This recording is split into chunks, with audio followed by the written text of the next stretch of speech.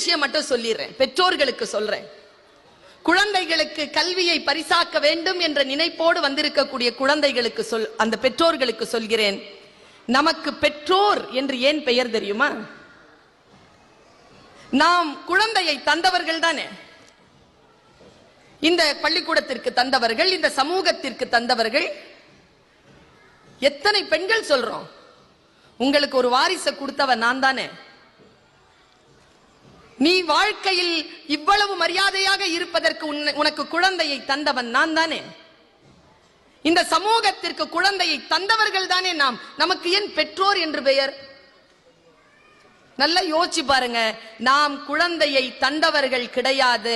வல்ல இறைவனின் அருட்கொடையால் அந்த குழந்தை என்கின்ற வரத்தை பெற்றவர்கள் நாம். அதனால் நமக்கு பெற்றோர் என்று பெயரே தவிர தந்தோர் என்று பெயர் கிடையாது.